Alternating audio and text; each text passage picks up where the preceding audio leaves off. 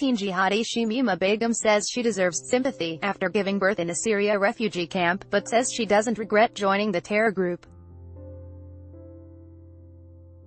Brit, 19, today begged to return home to the UK and insisted, "I was just a housewife." The Sun reports. Begum, who fled the UK in 2015, claims she never did anything dangerous, and says she can't live in this camp forever. Speaking to Sky News next to her newborn son, she said, "People should have sympathy towards me for everything I have been through." She added, "I didn't know what I was getting into when I left. I was hoping that maybe, for the sake of me and my child, they'd let me come back, because I can't live in this camp forever. It's just not possible. When I went to Syria, I was just a housewife for the entire 4 years. I never did anything dangerous. I never made propaganda. I never encouraged people to come to Syria." She claimed she'd had a good time in the war zone and apologized to her parents for leaving the UK, saying it was a big slap in the face to them. Asked if she felt she made a mistake traveling to Syria, she said, "In a way, yes, but I don't regret it because it's changed me as a person.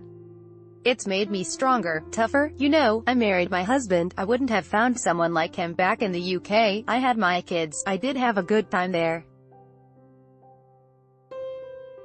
It's just that then things got harder and I couldn't take it anymore and I had to leave." The runaway Londoner's family lawyer said she'd given birth earlier today.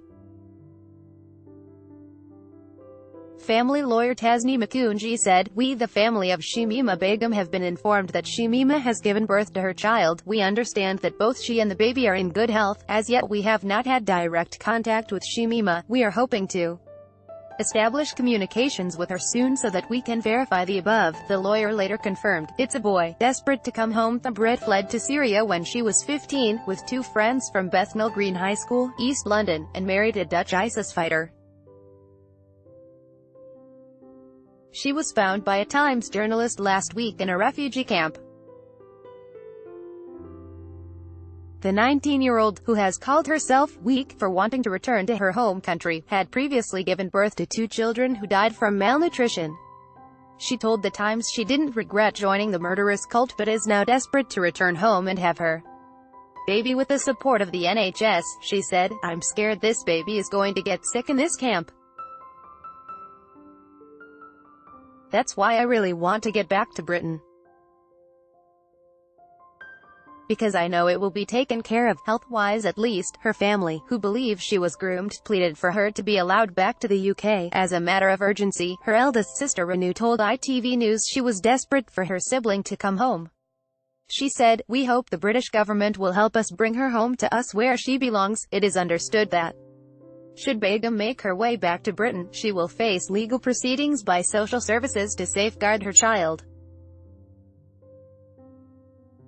She said she expected to be charged with terrorism offences and to be the subject of intense media attention, but was desperate not to be separated from her baby.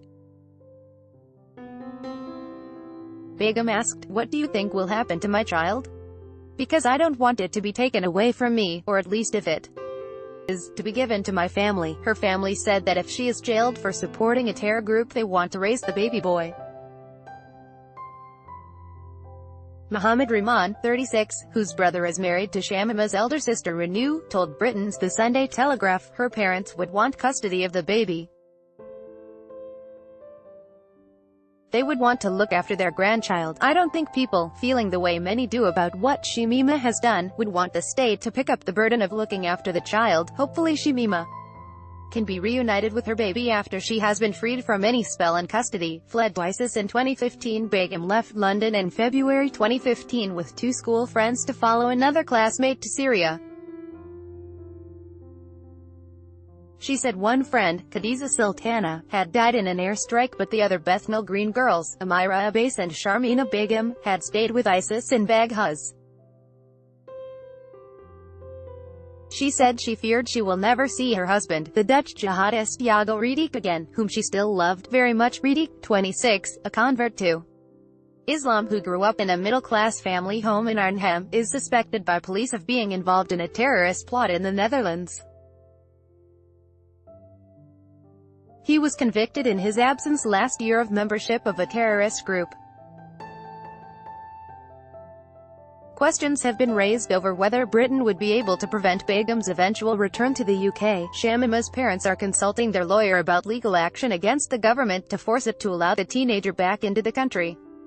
Home Secretary Sajid Javid has warned he will not hesitate to prevent the return of Britons who travel to join ISIS, but Justice Secretary David Gauke told Sky News, "We can't make people stateless." Mr. Javid wrote in the Sunday Times that many supporters of ISIS have returned to their home countries, adding, "The difficult challenge we now face is what we should do about those who are still seeking to return. As Home Secretary, my priority is to ensure the safety and security of this country, and I will not let anything jeopardize that." However, the government's tough stance was undermined when Alex Younger, the head of MI6, said British citizens have a right to come to the UK. Diane Abbott, the UK's Shadow Home Secretary, said anyone linked to terrorist groups should be fully investigated and where appropriate prosecuted, but added, "We are not in favour of making people stateless." Chief Executive of counter-extremism organisation Quilliam Haris Rafiq said he absolutely understood the public would be concerned about the prospect of Begum's return, but the intellectual and right thing to do was for her to go before the courts.